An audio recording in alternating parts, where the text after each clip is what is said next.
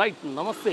మొత్తానికి parliament polling సమీపిస్తున్న నేపథ్యంలో పార్టీలు ఎత్తులకు పై ఎత్తులేస్తూ ప్రచారాన్ని ముమ్మరం చేసిన పరిస్థితి. ఇక మిగిలిన 5 రోజుల్లో వేడి ఎండలతో పాటుగా ప్రచారాన్ని కూడా వేడెక్కిస్తున్న పరిస్థితి. అంటే ఉన్న ప్రధాన పార్టీలు కాంగ్రెస్, బీజేపీ, టీఆర్ఎస్ ఇలా ఎత్తులకు పై ఎత్తులు ప్రచారాన్ని ముందుకు తీసుకెళ్తున్న ఈ తరుణంలో ఓవరాల్గా బీఆర్ఎస్ పార్టీ చేవెళ్ల ఎంపీ అభ్యర్థి కాసాని జ్ఞానేశ్వర్ ముదిరాజు ప్రచారం ఎలా సాగుతుంది, అంటే ప్రజల నుండి ఎలాంటి స్పందన లభిస్తుంది, తనకు గెలుపు అవకాశాలు ఎలా ఉన్నాయనేది మొత్తానికి విద్యార్థి ఉద్యమ నాయకుడు ఓయూ బీసీ నర్సన్న అని పిలుస్తారు. బీసీ నర్సన్న ప్రస్తుతం మనతో ఉన్నారు.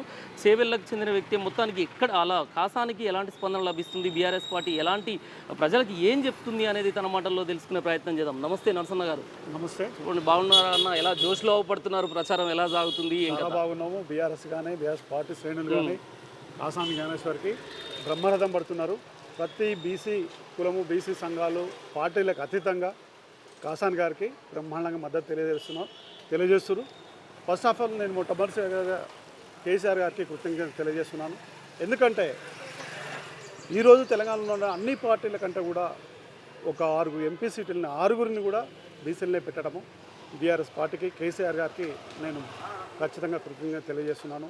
బీసీలు మొత్తం రుణపడి ఉంటారు. ఖచ్చితంగా కేసీఆర్ గారికి రుణపడి ఉంటారు. ఇచ్చినటువంటి బీసీలని మొత్తం కూడా గెలిపించుకునే ప్రయత్నం. అంటే మీ బీఆర్ఎస్ పార్టీ మీద ఒక అపవాదం ఉంది. అసెంబ్లీ ఎన్నికల్లో ఓడిపోతే తప్ప బీసీలు గుర్తుకు రాలేదా బీఆర్ఎస్ పార్టీకి అనే ఒక ఆరోపణలు చేస్తుంది కాంగ్రెస్ పార్టీ. బీఆర్ఎస్ ఎట్టి పరిస్థితులు కూడా ఓడిపోలేదు అనుకుంటున్నాము. ఈరోజు ముఖ్యమంత్రి అనే వ్యక్తి కూడా కనిపిస్తలేడు. ఈరోజు ప్రజలు, కామన్ పీపుల్ ఎవరు అనుకుంటే ఇప్పటి కూడా ముఖ్యమంత్రి కేసీఆర్ అనుకుంటున్నారు. ఒక ముఖ్యమంత్రి అయ్యుండి కూడా ముఖ్యమంత్రి స్థాయిలో మాట్లాడట్లేడు. మీకు అందరికీ తెలుసుంటుంది. సో కాబట్టి కామన్గా ఏ విధంగా ప్రజల్లో బిహేవ్ చేయాలనే సిస్టమ్ కూడా లేదు ఈరోజు ప్రభుత్వంలో.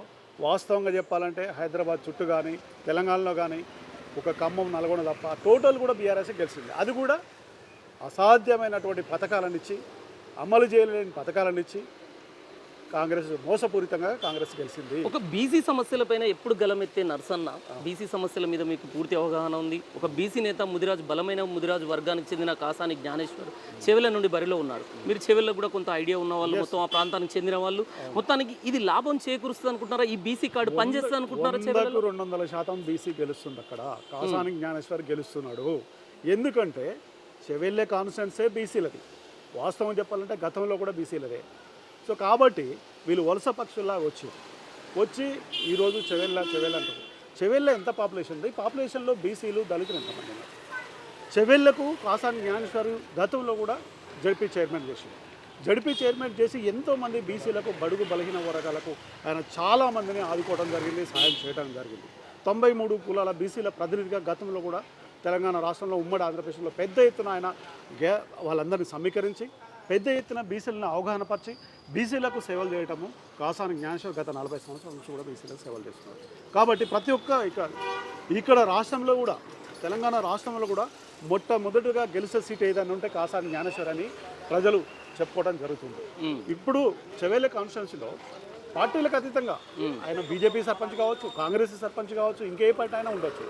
ప్రతి ఒక్క బీసీలకు అతీతంగా కూడా ఇవాళ కాసాని జ్ఞానేశ్వర్ని గెలిపించుకుంటామని శబ్దం చేస్తున్నారు, చేస్తున్నారు. రంజిత్ రెడ్డి మీ సిట్టింగ్ స్థానం అంటే బీఆర్ఎస్ పార్టీని, కొండ విశ్వేశ్వరరెడ్డి మీ బీఆర్ఎస్ పార్టీ నుండి నిలిచారు. కానీ ఫైనల్గా ఇవాళ ఇద్దరు బలమైన రెడ్డి సామాజిక వర్గానికి చెందిన ఇద్దరు రెడ్డి నాయకుల మధ్య ఒక బీసీ తలబడుతున్నాడు. అయితే రంజిత్ రెడ్డి మాట్లాడుతూ అధికారంలో ఉన్న పార్టీ కాంగ్రెస్ పార్టీ, కేంద్రంలో బీజేపీ ఉండాలనే నానుడి ఉండడంతో బీజేపీ వైపే చూస్తున్నారు జనాలు. ఈ ప్రాంతీయ పార్టీతోటి ఏం ఒరిగిపోతుంది, బీఆర్ఎస్ కోటేయడం వల్ల వృధా అవుతుంది అని రంజిత్ రెడ్డి వాక్యాలను ఎలా చూస్తారు? ఇప్పుడు ప్రాంతీయ పార్టీలు అని చెప్పి రంజిత్ రెడ్డి అంటున్నాడు. కొండ విశ్వేశ్వరరెడ్డి ఎక్కడి నుంచి వచ్చిండు? బీజేపీలో గెలిచే దమ్ము లేకనా బీఆర్ఎస్లోకి వచ్చింది? లేకపోతే రంజిత్ రెడ్డికి లేదా? వీళ్ళంతా బీఆర్ఎస్ నుంచి పోయిన బ్రాండే కదా. బీఆర్ఎస్ బ్రాండ్ మీద గెలిచి హ్యాట్రిక్ ఈసారి కూడా బీఆర్ఎస్ గెలుస్తుంది. రంజిత్ రెడ్డికి ఈ కాన్స్టిట్యూన్సీలో అవగాహన లేదు. కొండ విశ్వేశ్వరరెడ్డి కార్యకర్త ఎవడో గుర్తుపట్టలేడు.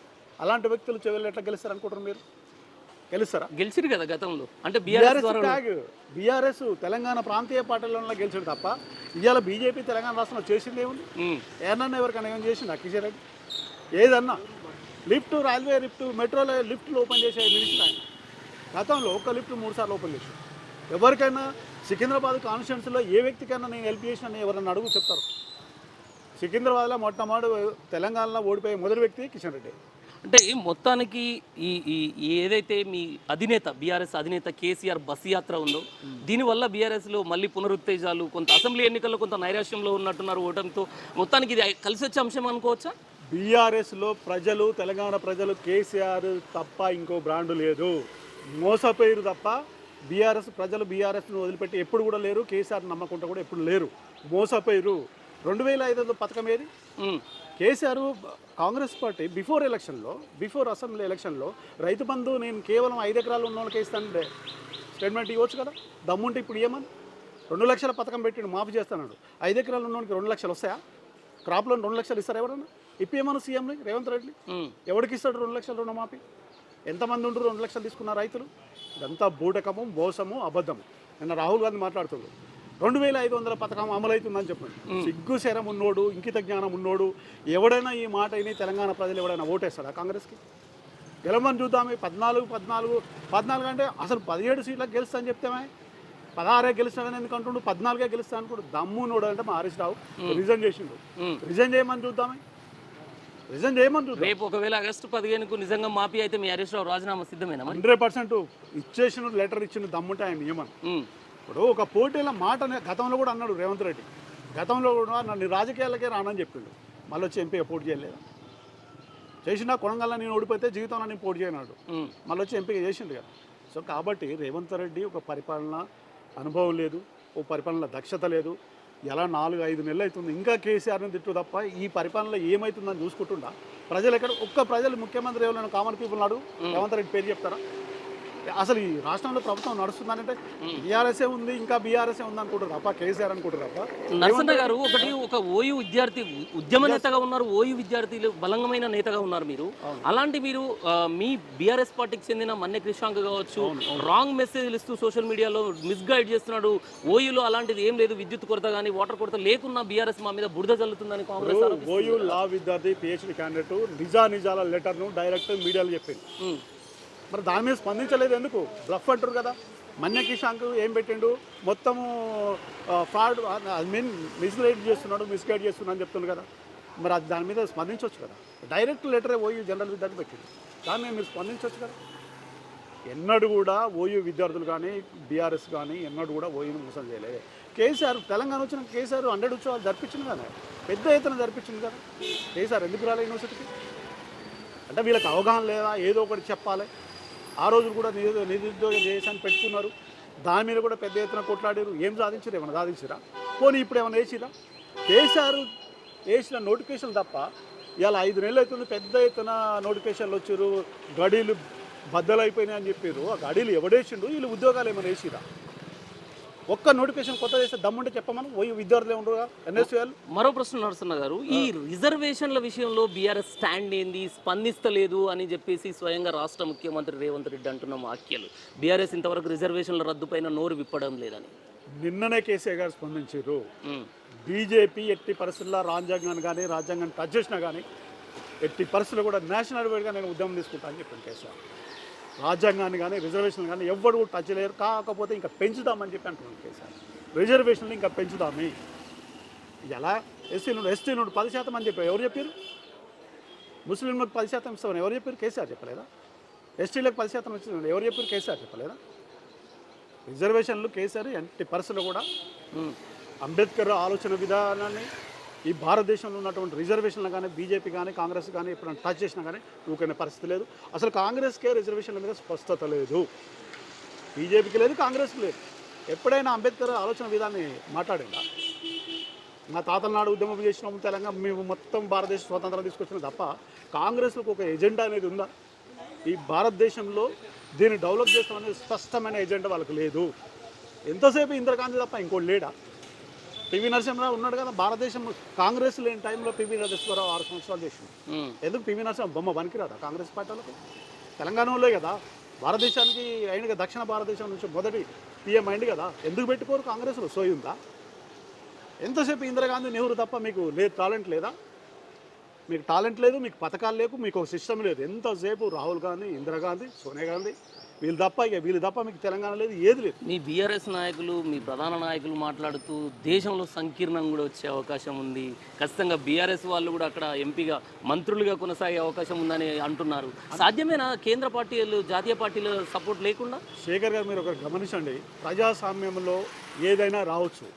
ఈరోజు భారతదేశంలో బీజేపీ మీరు అంటున్నారు కదా, రాజ్యాంగాన్ని రద్దు చేస్తానంటారు కదా, ఇలాంటి ఆలోచనలో ఉన్నటువంటి పార్టీలకు ప్రజలు కూడా మద్దతు ఇచ్చే పరిస్థితి ఉండదు. ఇలాంటి ప్రజాస్వామ్యంలో సంకీర్ణాలు కంపల్సరీ రావచ్చు, కాదని మీరు ఎట్లా అంటారు? ఏ పార్టీ కూడా ఏకచక్రాధిపత్యంగా ఉండదు కదా. అంటే ఒక జాతీయ పార్టీ సపోర్ట్ లేకుండా సాధ్యమా? 100% సంకీర్ణం. ఇంతకుముందు పివి నరసింహ ఏం చేసిండు? సంకీర్ణ గవర్నమెంట్ రాసింది, నడిపించింది కదా, నడిపించినా నడిపేయలేదు 6 సంవత్సరాలు. సో అట్లా రాదని ఏముంది వాజ్పేయి నడిపేయలేదా? 13 రోజులకే పడిపోయింది కదా. సో కాబట్టి సంకీర్ణం ప్రజాస్వామ్యంలో కంపల్సరీ రావచ్చు, రాదని మనం ఎట్టి పరిస్థితులు కూడా చెప్పలేము.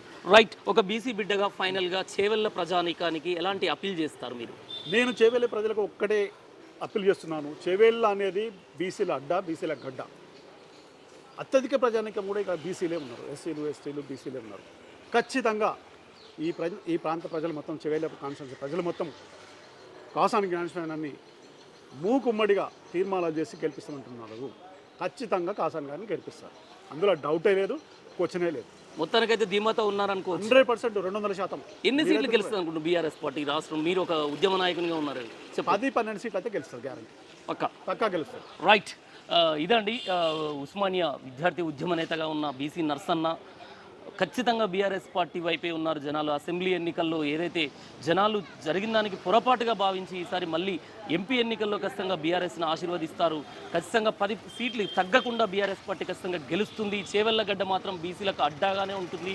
కాసాని జ్ఞానేశ్వర్ని సబ్బండ కులాలు ఏకమై గెలిపించుకుంటాయి, అందులో ఎలాంటి సందేహం లేదు అని చెప్పేసి బీసీ నర్సన్న ధీమా వ్యక్తం చేయడం జరిగింది. కెమెరామ్యాన్ అజయ్తో శేఖర్.